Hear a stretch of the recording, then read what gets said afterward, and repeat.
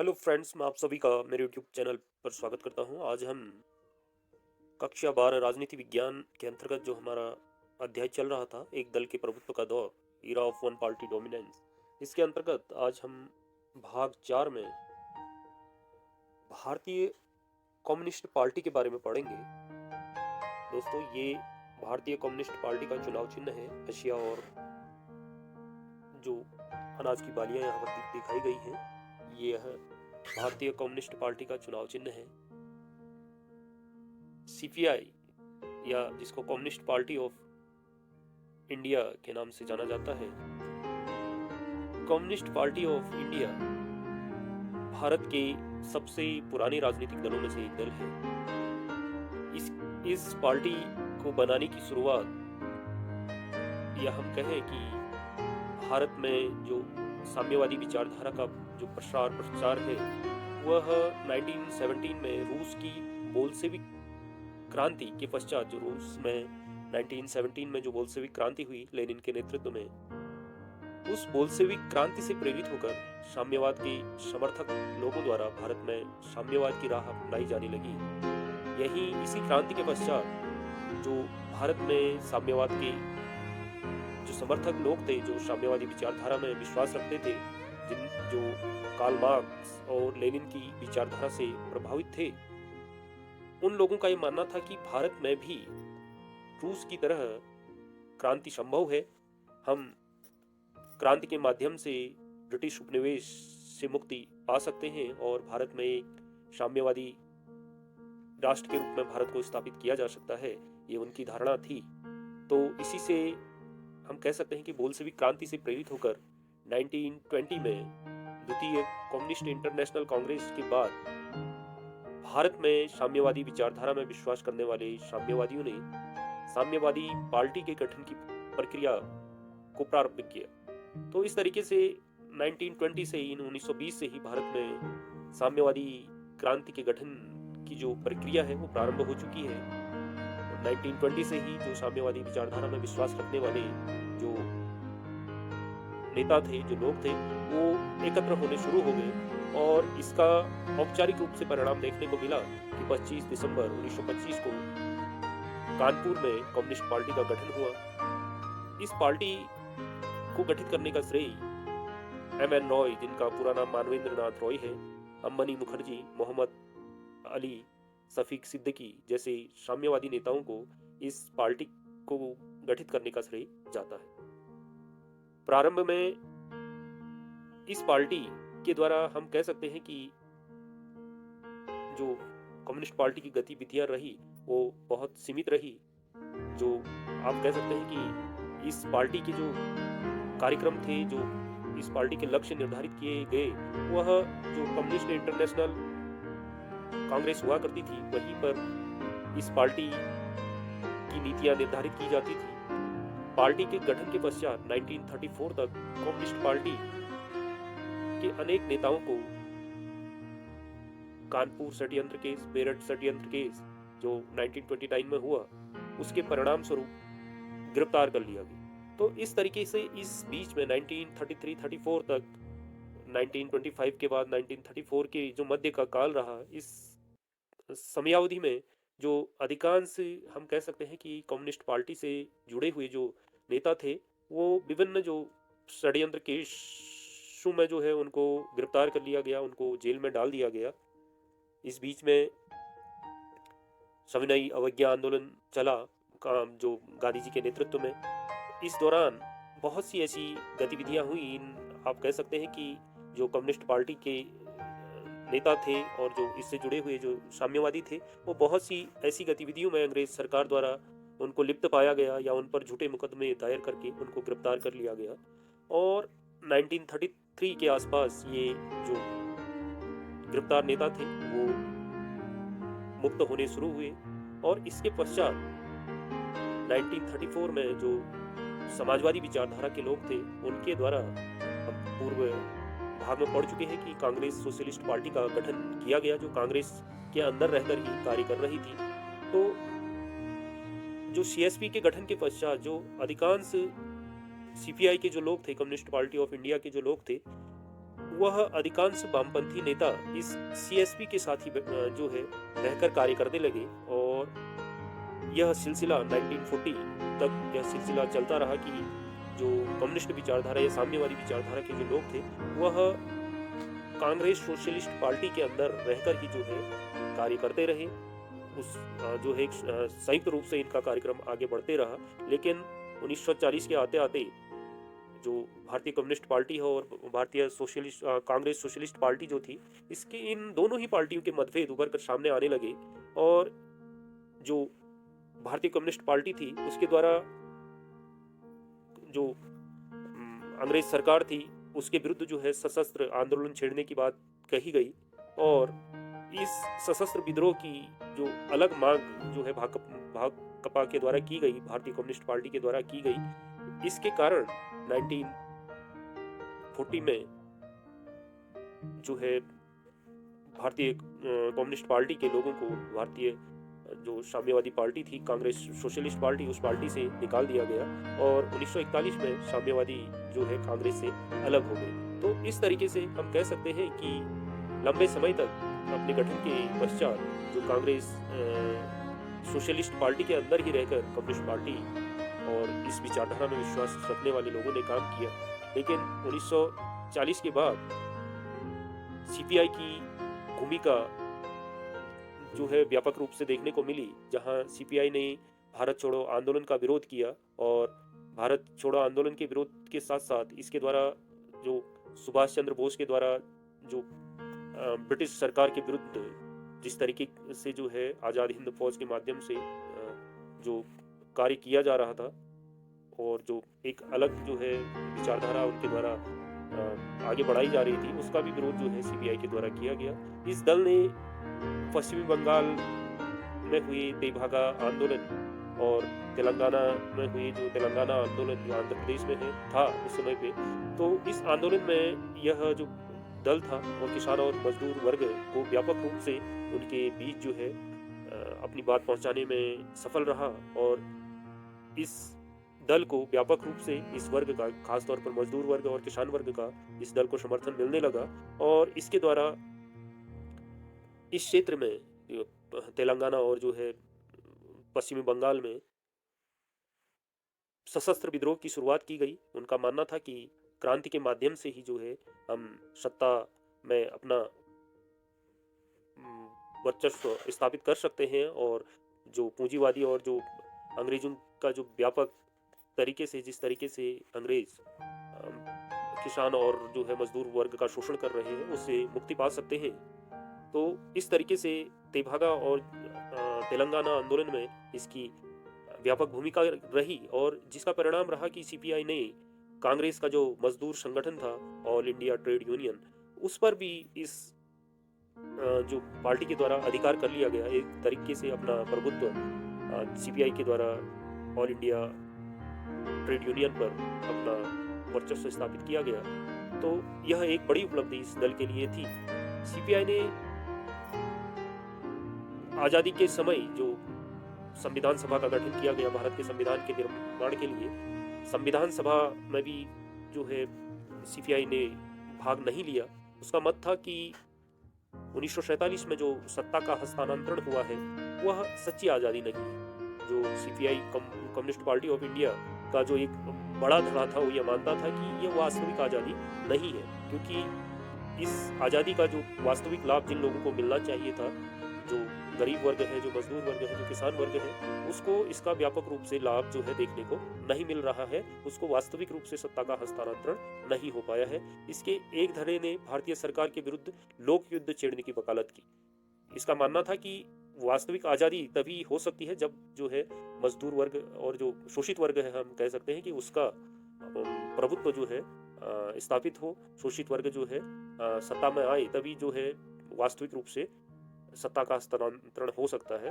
लेकिन जो सीपीआई का जो दूसरा धड़ा था, जो यह मानता था कि जो है हिंसक गतिविधियां राष्ट्र के लिए उचित नहीं है, इस दल के लिए उचित नहीं है, तो उसके द्वारा पुनः जो है सीपीआई के ने स्वतंत्रता के समय जो उसके महासचिव थे पीसी जोशी, उनके द्वारा जो ये विद्रोह का रास्ता चुना जा रहा था एक धड़े के द्वारा, इसका विरोध किया गया और इनके द्वारा जो है इस जो सरकार विरोधी जो गतिविधियां संचालित की जा रही थी उसको वामपंथी भटकाव करार दिया, जिसका परिणाम रहा कि जो तत्कालीन पंडित नेहरू की सरकार थी उसके द्वारा जो तेलंगाना में जो हिंसक गतिविधियां हो रही थी, हिंसक विद्रोह किया जा रहा था, उसको सेना के द्वारा कुचलने का काम किया गया। और इसके पश्चात जो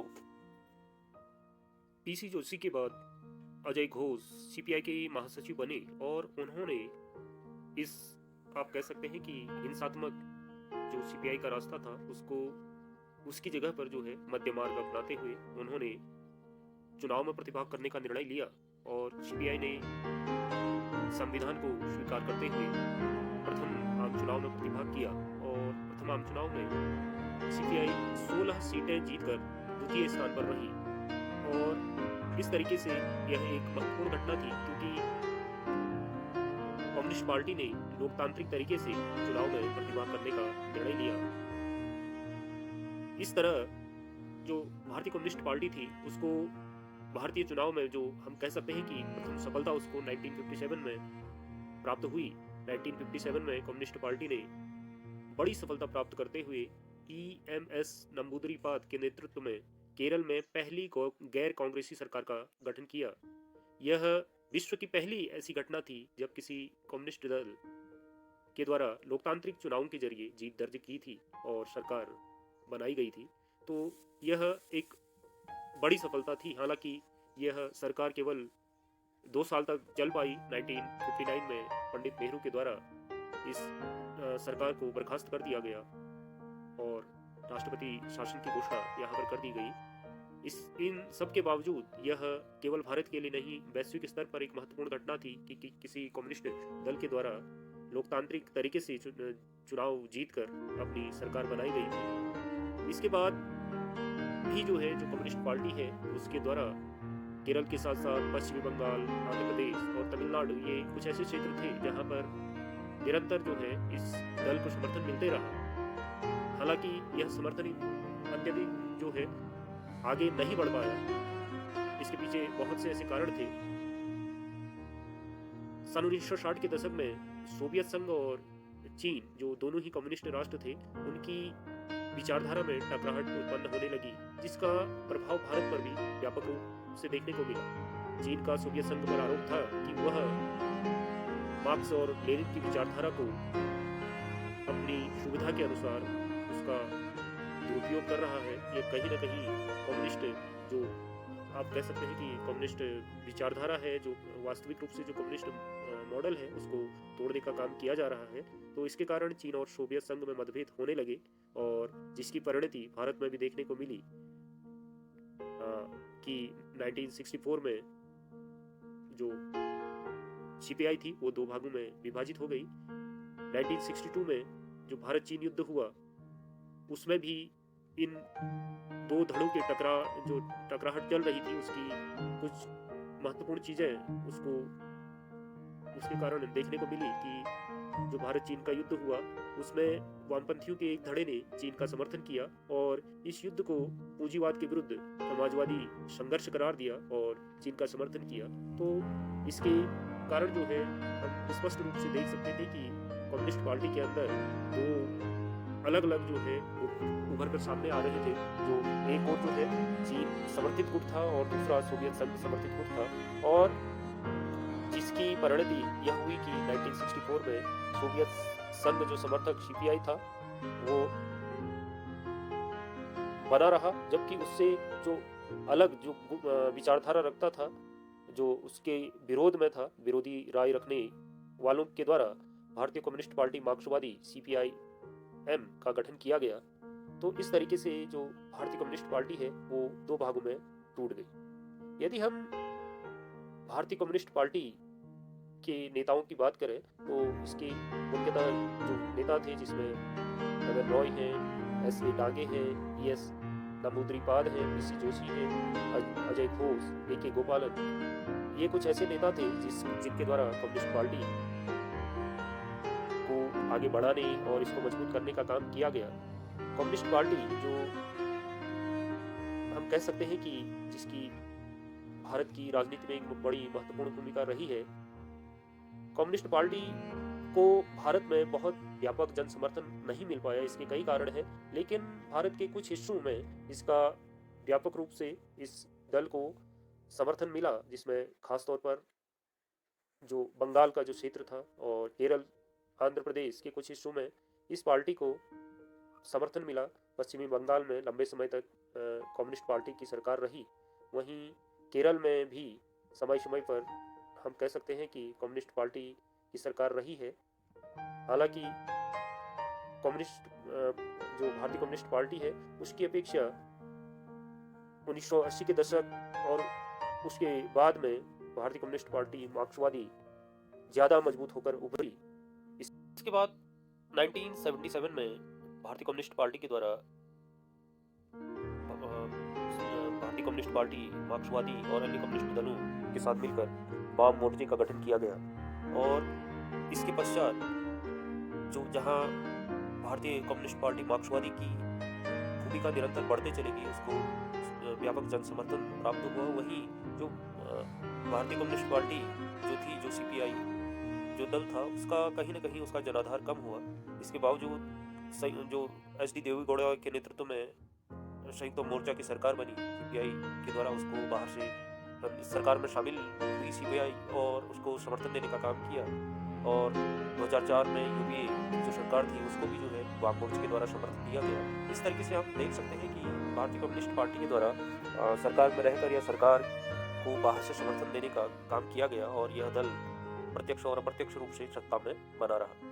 इन सब के बावजूद हम ये देखते हैं कि कम्युनिस्ट पार्टी के जनाधार में निरंतर हमें कमी देखने को मिली। खासतौर पर जब पश्चिमी बंगाल में वाम मोर्चे की जो सरकार थी उसके द्वारा जो सिंगूर और नंदीग्राम में जहां भूमि अधिग्रहण का जो मामला चला, जिसके कारण भारतीय कम्युनिस्ट पार्टी को इस घटना के पश्चात पश्चिमी बंगाल से जो है अपनी सरकार को गंवाना पड़ा। वहां उसकी बड़ी हार हुई और इस तरीके से एक बड़ा राज्य जहां पर भारतीय कम्युनिस्ट पार्टी का दबदबा था, वो राज्य उसको खोना पड़ा।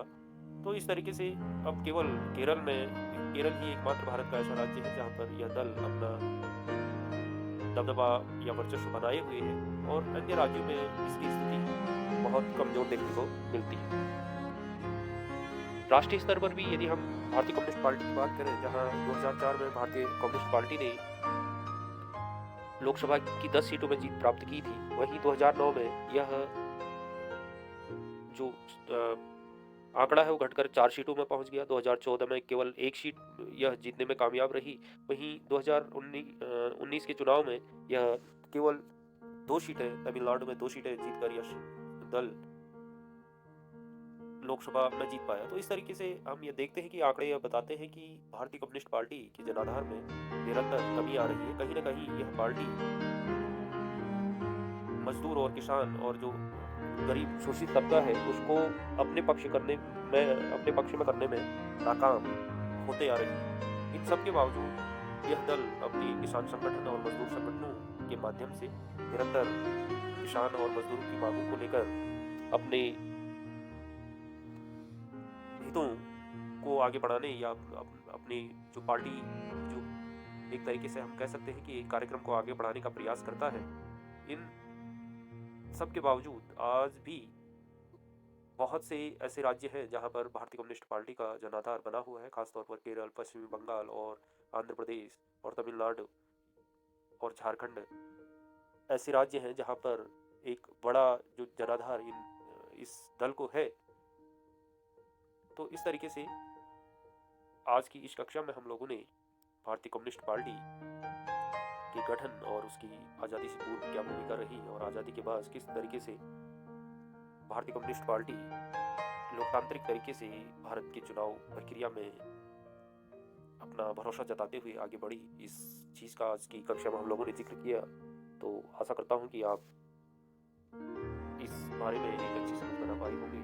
तो आज की कक्षा समाप्त करते हैं।